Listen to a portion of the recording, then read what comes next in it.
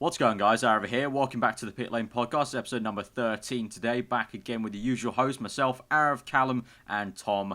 And today, a bit of a weird one. Unusually for the podcast, we have actually not that much news to talk about today, this week. The biggest talking point has been Renault's engine upgrades, which went well for them in the Barcelona test, and they're going to be bringing them forward for Monaco. They're bringing two engines, one for Renault and one for Red Bull, and then we're just going to talk about Monaco in general, bit of a preview one, probably more of a preview for the next Grand Prix than we've ever done on the podcast, because usually there's so much news to talk about, but we're just going to talk about Monaco and those engine upgrades. So, guys, obviously, you guys sort of followed the Renault upgrades, so it's looking pretty good. I think it was Magnussen, wasn't it, that said he felt the engine difference. Magnussen on the first day, I think, who really felt really positive about it. And the next day, I think Ricciardo echoed his thoughts, saying the exact same thing. And overall, there's a very positive vibe about the engine, saying that you could really feel the actual improvement in the engine. And obviously, there was rumours going around whether they would fast track it to Monaco or not, or just leave it to Canada, which was their scheduled time to bring in the upgrade, and they decided to bring it for Monaco, but only, like you said, two engines out of the possible 4 or more engines that they plan to bring. So that is kind of the problem, isn't it? Because I'm not gonna you've lie, got one teammate that's a little bit at a deficit, and obviously in Renault's terms, it's kind of a level playing field. You'd probably think to give it to Magnussen. That means Palmer's down all weekend, and then you think, okay, Ricciardo's been in Red Bull a lot longer, probably give it to him. Then Verstappen's down all weekend, so it's kind of a little bit unfair. Maybe a slight bit of friction. It's sort of the best track to have the problem at, though, isn't it? Almost like Monaco. Yeah. It's not going to matter. I wouldn't think it would matter too much, but it will it's make. Not like the old engine is awful. It will make a difference. The improvement, the upgrade is an improvement. So it probably won't create much friction in the team like it would maybe at Mercedes. But obviously, Mercedes would never probably let that happen, where one driver has maybe a slight improvement. But it's Mercedes fans. Oh yeah. That's just. I mean, I think the Mercedes have I think Mercedes have the resources to never let that happen, because I think Renault cited the fact that there's just not enough time, and like they don't have enough people to turn this around in time to bring 4 engines. Whereas Mercedes, I feel like they could just throw their entire factory at it and turn around 2 engines. It's a bit of a funny one. I'm not a fan of 50-50 upgrades. Like, if you remember last year, when Mclaren brought their upgraded nose and front wing sort of thing for Austria, they only had one. Like, when Williams brought their upgraded front wing and nose this season to, I think, China or Bahrain, they only had one. It's like, half and half. Last race as well, didn't they? Yeah. I don't know. Yeah, I don't know. I'm just not a fan. Like, the thing is as well, bring the whole I know upgrades. It's very good to compare parts and everything, but it didn't seem that McLaren's new front wing was much of an improvement, because I swear, I'm not sure, Arav, who got the front wing? I think it was Button with the new front wing. But it's not like Alonso was miles off. He was always there. Well, Alonso beat him in qualifying with Alonso was faster all weekend. Exactly. So where was the improvement there? Yeah. And obviously that is a good thing when you bring only one. They did further testing in Barcelona after the race with the new front wing. So I think they'll definitely bringing it to Monaco, because obviously Monaco, you need all that downforce that you can get. So yeah, I know it's a weird one, like 50-50, because if it turns out to be a good upgrade, then obviously you're screwed over one half. But then if it's not a particularly amazing upgrade, it's good to compare and maybe then see why it isn't such a good upgrade, and see where you're losing or gaining. We did see that a lot with Williams, didn't they? Williams did that with their new nose as well, where they had one driver running. And we've seen it in the past a lot of times. We've seen it in the past a lot of times, like with, what was it, all the way back 2010, Silverstone with the entire new nose cone and structure in the whole front wing, and obviously in practice Vettel's broke. Like, it was weird. I still remember it quite vividly. I remember it. It was going into turn 1. He was going down, the old back straight and the old main straight, and it just kind of kinked and just snapped off at the part where it connects to the car. So then they gave Webber's one to Vettel, so that got a bit dicey. So. And then Webber went on to win the race. I mean, obviously, then again, that proves that sometimes these new upgrades aren't always it's good. a little bit different. It's not like an engine that's just going to snap off the car or anything snap like off, that. But it can always fail. And you'd think that an upgraded engine would probably perform a little bit better than the old one. But it is a very 50-50 sort of situation. But I think with bottom teams, it doesn't really matter. I don't think they really care. I mean, for Renault, it won't matter too much. Even Red Bull, I think, to be honest, in terms of the way they handle it, I don't think they'll play up or play down the engine upgrade too much in terms of who's going to get it. Like, I think it won't. I don't think honestly it will make too much of a difference. I think out of. I think if it was at Canada, that would make a huge difference. It would but make more of a difference. Monaco, I think the media's just probably hyping up a little bit too much. Out of curiosity, if I had to put both of you on the spot, out of Renault and Red Bull, which driver would you pick to get the upgraded engine? Ricciardo. Well, for Renault, it'd be easy for me. Kevin Magnussen, obviously. Yeah, you'd have Magnussen for that. And then for Red Bull, I'm not too sure. I think I'll probably have to go with Ricciardo just because of seniority, a bit of respect there in terms of, he's the senior guy in the team. Like, he's been there for ages. So it'd be a slap in the face if Verstappen walks into the team and gets the brand new engine. Yeah, that would be just too much of this kind of buying into the hype. Let's give the engine to the actual older guy, the respected guy in the team, and give him the engine upgrade. This is where I'm a bit interested to see. I've got a feeling they're going to get to Verstappen. Red Bull are controversial with their decisions, to say the least. Yeah. He did win the race last time out.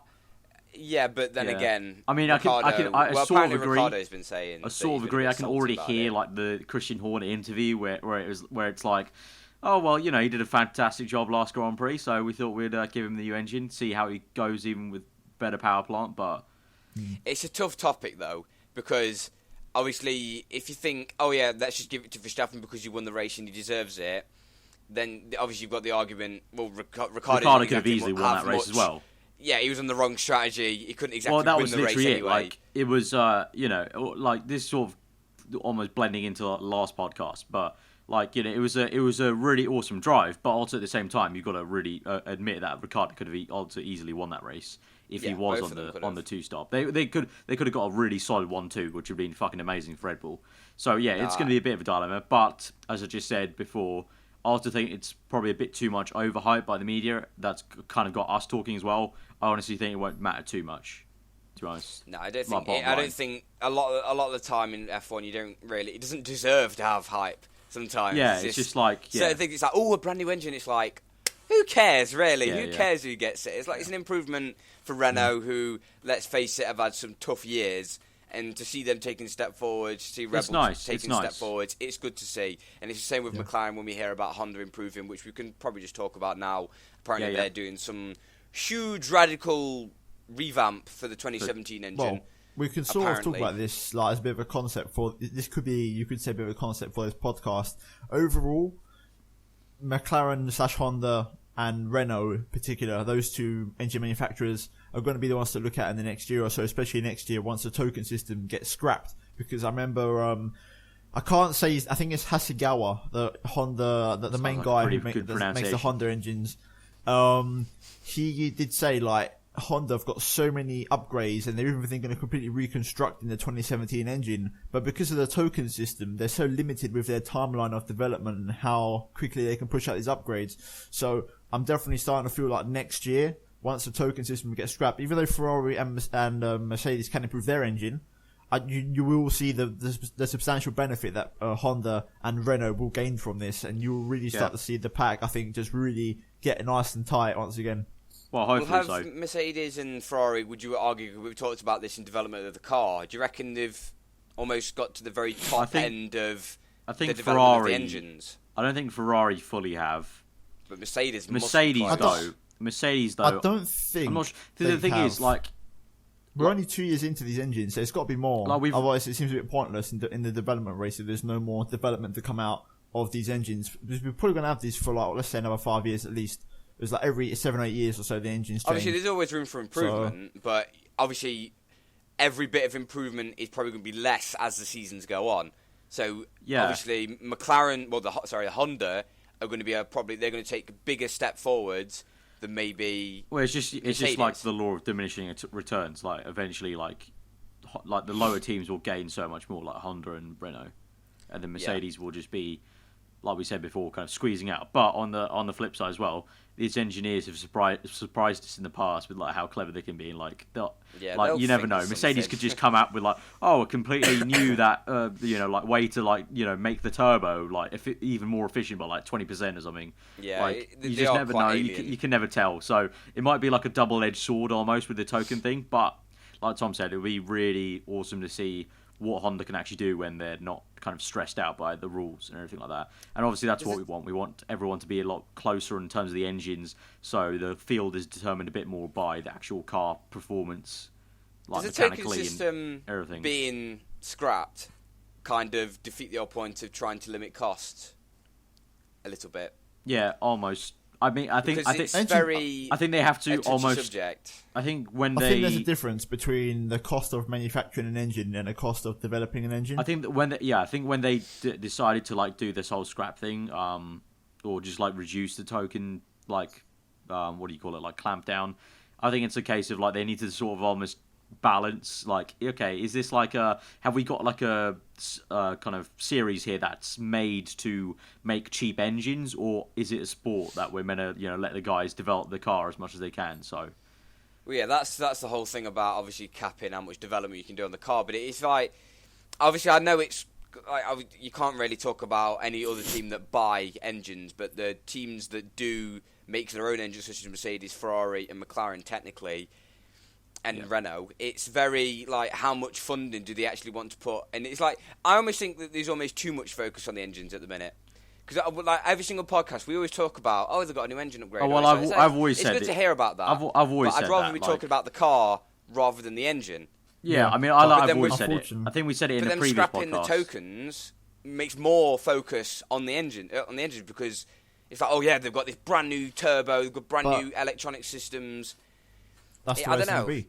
Yeah, I think that's the current era we're in. Because aerodynamically, the cars are pretty much hitting the roof, and we need some changes in the regulations.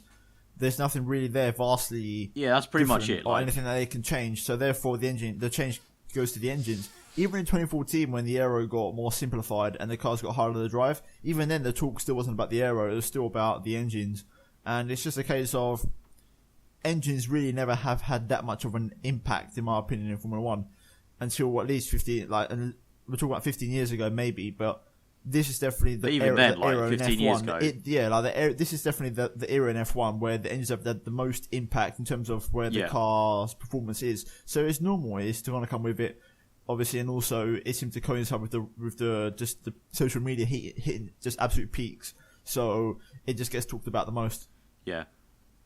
I know. Like personally, obviously, I've said it before, like previous podcasts. Like I don't like the fact it's all like majority is determined by the engines. Like it just doesn't seem like, I can't see the engine on the engine cover. It doesn't really excite me to be like, oh, they've got a better engine. Like it doesn't really excite me personally. So, but as you both said, it's sort of the era with it. This is the era of the engine. So unless they eventually, I mean, they're trying in 2017, but it's not really. But until they kind of open up the bodywork and like the car actual aero and like everything, like if they open it up, then it will maybe tilt back towards the actual car itself. But for now, obviously, the thing is, it's not. I don't even think that's going to work because I don't know when it was, but in the last 2 weeks, in the last fortnight or so, it was confirmed that they're going to completely change the way the engines are made, so to speak. So they're going to eventually go up to like €1 million cheaper than what they are now per engine. But that means by 2018, I want to say 2020, something like that. Yeah, 3 engines a season.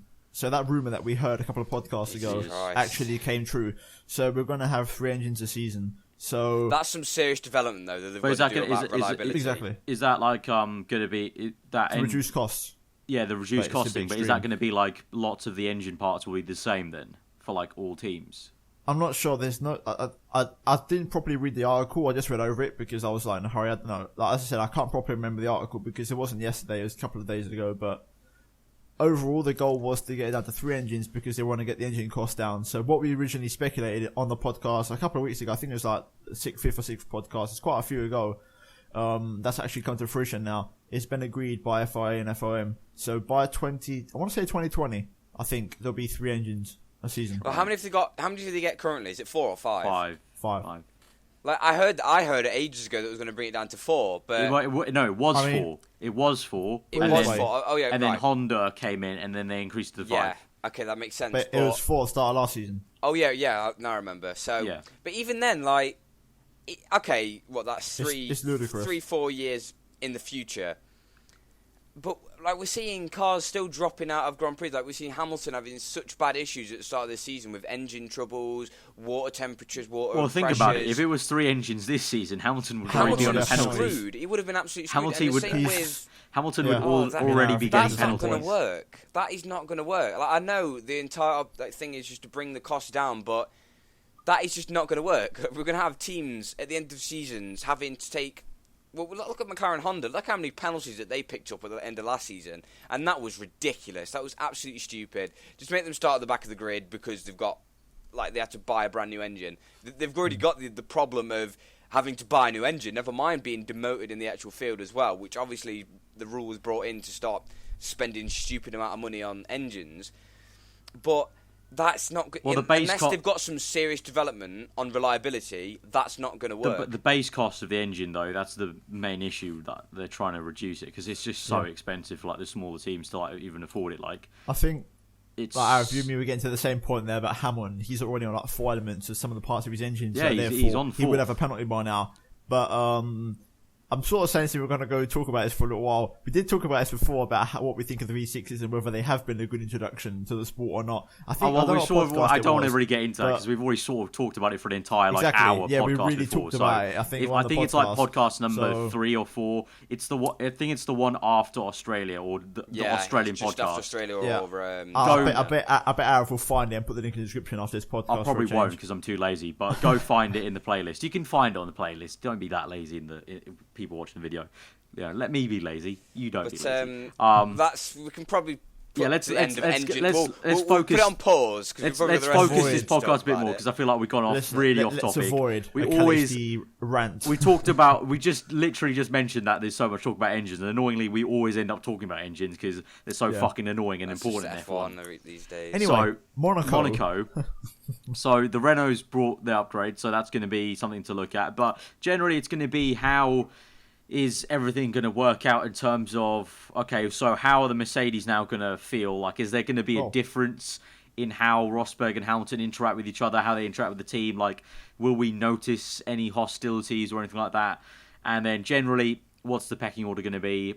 What surprise is going to happen? Because obviously it's Monaco, so if you do a great job in qualifying, get up there, you can really be a cork in the bottle, basically, and just end up, like, screwing lots of people's races over. So, in terms of Mercedes, do you guys think, like, there'll be any kind of actual difference you can see in, like, how people behave? Hamilton and Rosberg both said after what happened in Spain in their interviews that the relationship would continue the same as what it was. Whatever that means. I mean, it doesn't exactly seem like it was great anyway. It still seems quite frictiony and cold on the podium and that sort of stuff. But I don't think they've made a big thing about it, unlike last time in 2014 at Spa, where a big thing got made out of it. I thought that Toto Wolff handled it really well. Niki Lauda, everyone keeps going into the Niki Lauda stuff, but I thought Toto Wolff handled it really well compared to 2014. Well, Toto was like, didn't Toto just say straight up, like, they'll still be able to race, it's fine? Yeah. I think he really did just brush it to the side. He didn't make a big deal out of it. Yes, they lost 43 points, but I think at the end of the day, the stewards came to the decision that it was a racing incident. He can't exactly blame anyone.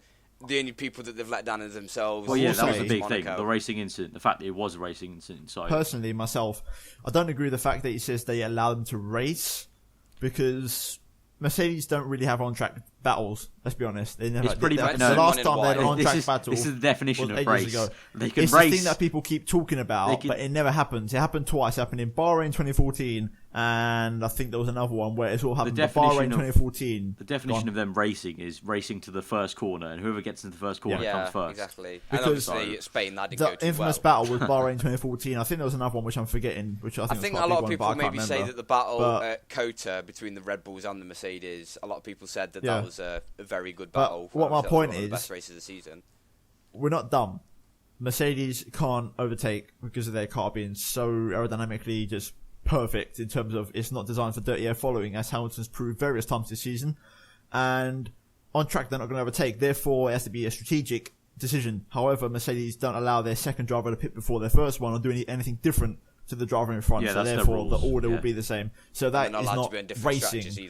But unlike what Red Bull and Ferrari did last race. Yeah, no, it's very like I think a lot of like people try and falsely be like, oh yeah, no, they can race, they can do, but it's all very, and I deeply believe it's all very calculated by the fans. It's all very calculated. Like, okay, yeah. you're first driver, you get a pit. Okay, no split strategy. You want to try something different? No, this is how we bring it. We're bringing it 1-2 because obviously as a team, their end goal is to get a 1-2. They don't really like. They obviously, don't care. the team care more probably about the constructors than the drivers in a sense. So they just want to get a 1-2. In terms of the sides of the garage, obviously they want to push, but it's like that's their end goal. So that's why they always have. It's well documented that the rules are basically for Mercedes that you get first call, you're first, and then you're not allowed to do a contra strategy and go 3-stop to a 2-stop or anything like that. So it's. Yeah, like obviously, also it's Monaco, so I don't think we're gonna get any moments in the race. I mean, obviously, looking to last year, the big thing last year was the whole huge fuck up for Hamilton. But also I think Saturday Rosberg, wasn't it as well? And on 2014 Rosberg on qualifying. So the year before, there's always been one thing. Yeah, 2014. There's always been one event at Monaco with a Mercedes, whether it be 14 with the qualifying or 15 with the Hamilton pit garage, forgetting how numbers work and how pit stops work. But I don't know. I feel like, okay, so since it's happened twice, there will be something, like, not between them two, but just one of them will maybe fuck up, or like their side of the garage will fuck up. I don't know. It's third time lucky maybe, but I think it's also quite good, because I was kind of thinking about this, like leading on to Monaco. This is going to be the first time we see the Ultra Softs and they're going to be using them in the race. I was actually thinking, do you know how in the past couple of years it's always been the super softs and softs, and we've always seen a one-stop?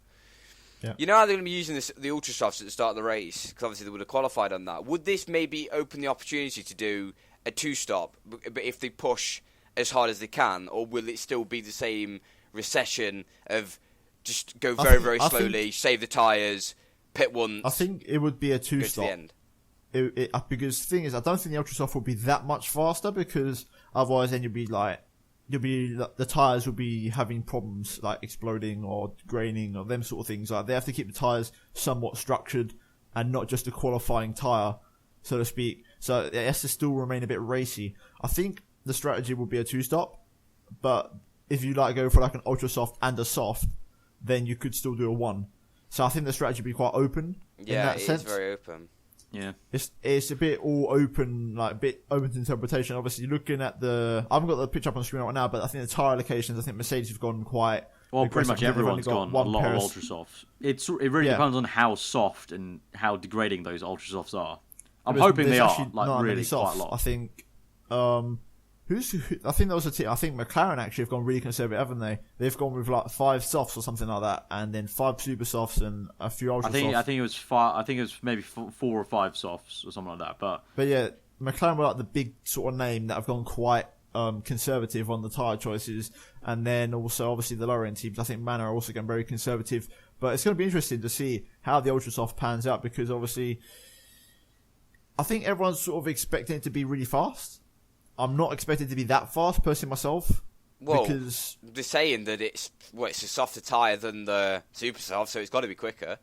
But it'll be faster, but I don't think it'll be like... How soft is it, though? Because is it going to be one of them tyres that you can almost take life out of it on the outlap? You're warming it up, you've taken life out. And we've heard about this before, where the tyres go off at the end of the qualifying lap, going into the third sector, where we've heard that, the tyre really just starts to go off. Like, they've apart from a tiny bit of testing, but I don't think they did that much testing on the Ultrasoft.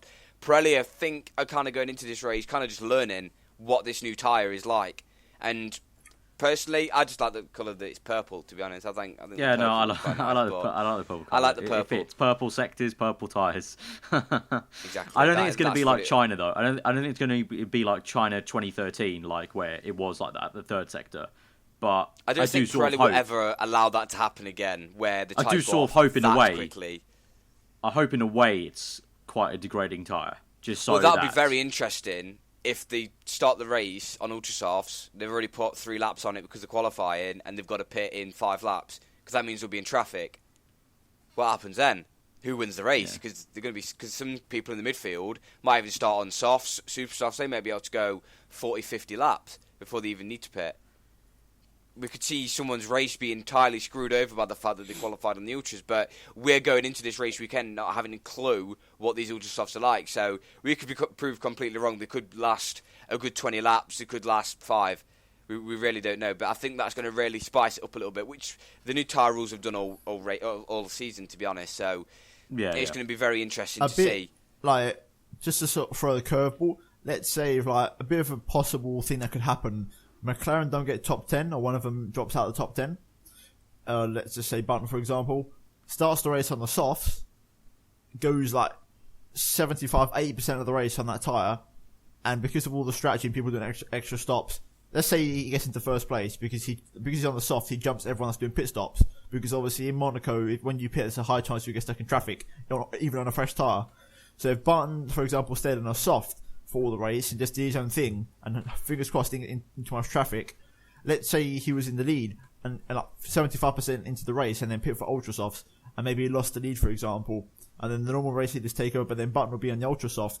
It's a sort of strategy where if things, Monaco's a funny one, even in the dry, if you time it right, you can get it perfect. It's like what I'm saying. If the big boys pit and they get stuck in traffic on the fresh tyre and they don't utilise that fresh tyre to its full potential, then someone who started on a harder tyre, who goes quite long, can potentially jump everybody once the pit stop's all said and done. I think that's the beauty of the fact that it's the softest compounds that they can bring, but yet it can go so far. Like, I think, can you remember the 2011 race?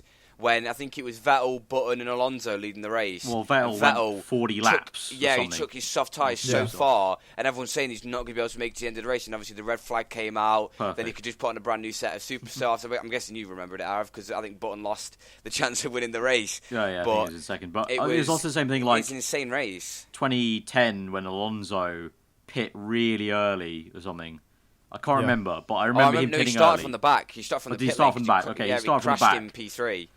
Yeah, and he just climbed through, and it's like Tom said, like, if you can make that, but I think he made an early pit stop and then just basically stayed on the same tyre, made the overtakes. Those tyres were very hard as well. So made the overtakes, and then he just basically obviously just stayed out, and then everyone pit in front of him, and then he gained all the way up the places. So obviously, like what I'm saying about Button, I'm giving the example of McLaren because that's the sort of car I could see doing something like this, because the McLaren even last year got points at Monaco.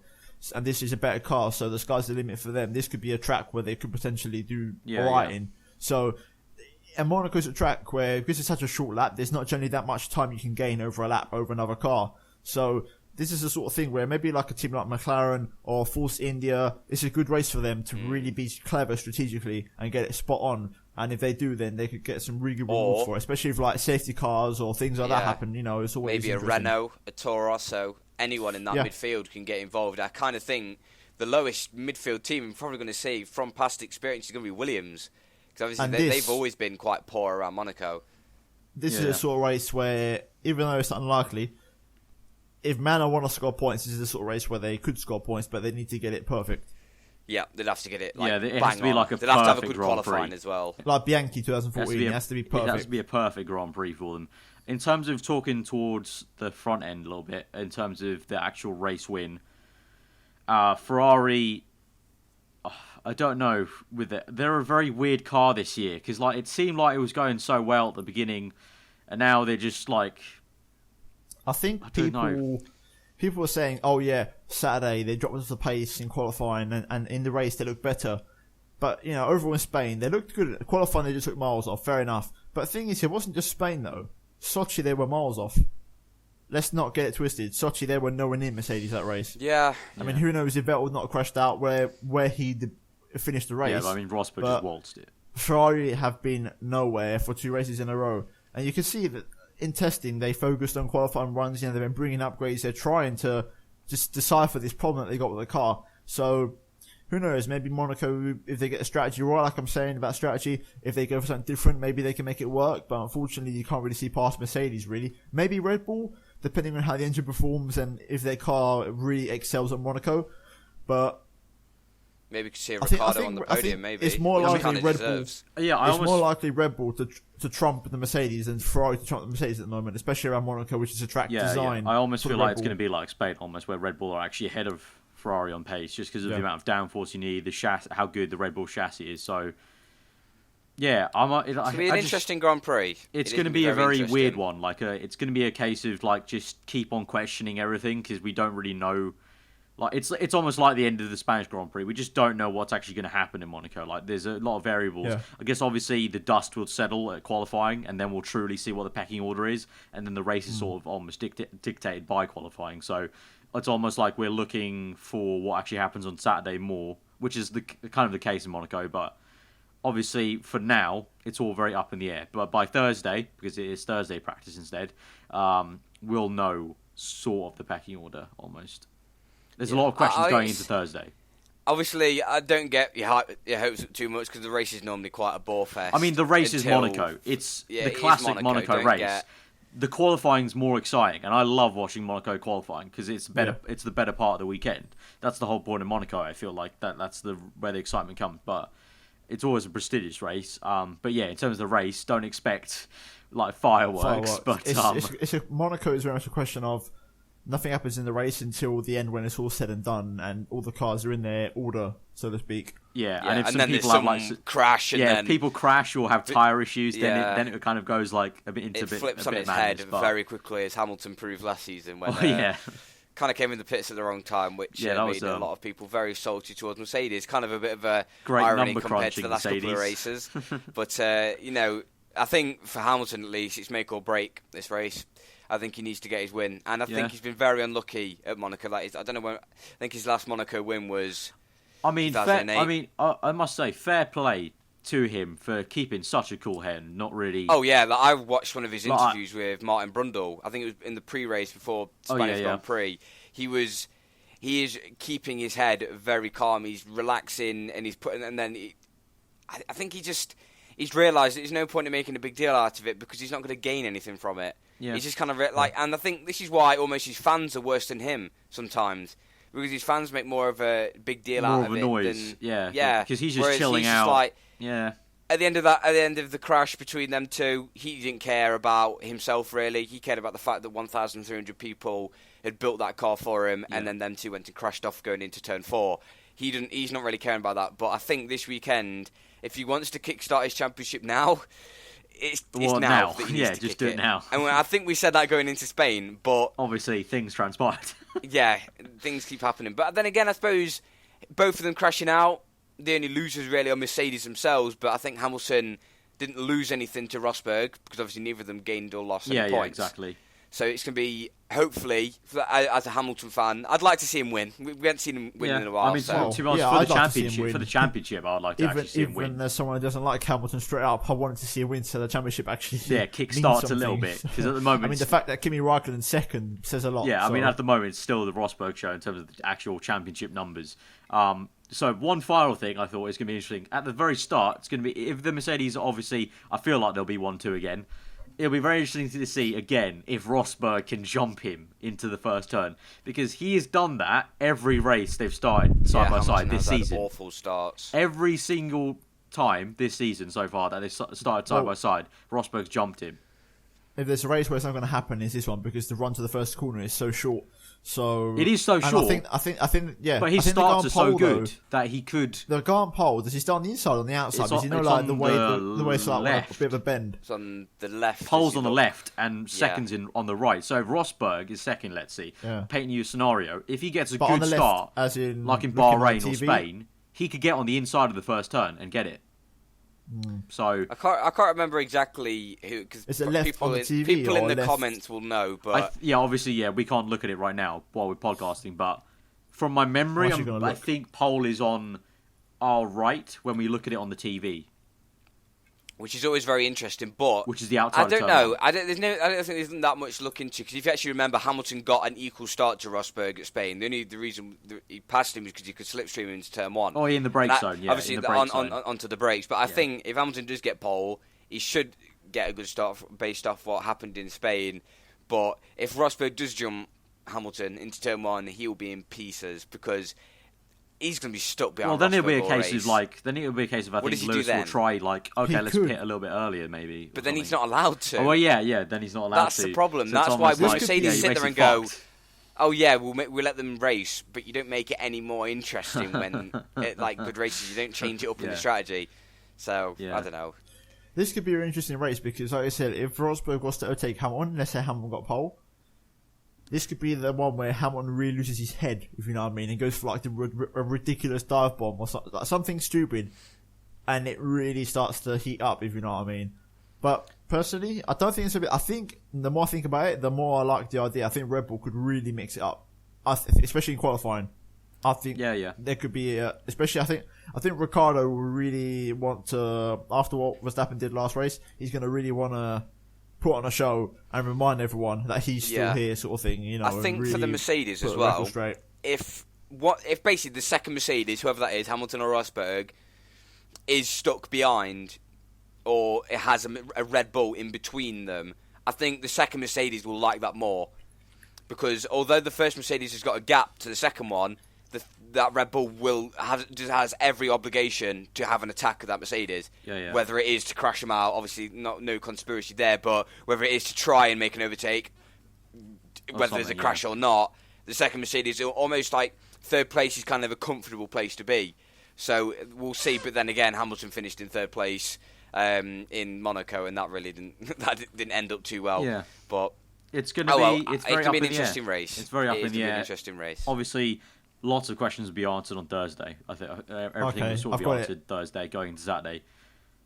So if you look on the TV, pole is on the inside. So like, say if you're actually, say we're playing the game and we're driving, it's on the right hand side. So, so you've actually got a very easy run to turn one. The guy in second is actually it's going to be, if Rosberg is second, it's going to be a lot harder. In that case, he's going to have to worry about third place. In that case, I really think this is Hamilton's best chance just to kickstart finally. But obviously everything will be answered on Thursday and Saturday, so I feel like this is the best time to wrap up. So, guys, if you have enjoyed the podcast, smash that like button. Let us know what you thought in the comments below. Let me know what you thought of what you are going to think of the Monaco Grand Prix, like what your predictions. What do you think Red Bull will get ahead of Mercedes in some sort of way? What do you think will happen Mercedes, like in terms of them? And just generally, going down the order, what do you think the order will be in qualifying? I think we'll say qualifying because I think obviously the race is quite dictated by qualifying. So let us know your predictions for qualifying in the comments below. But if you're new around here, then do subscribe to this channel for the podcast, subscribe to these two, and follow us all three on Twitter. Obviously, the links are above our heads. But we'll see you guys next time. Thanks for watching. Goodbye.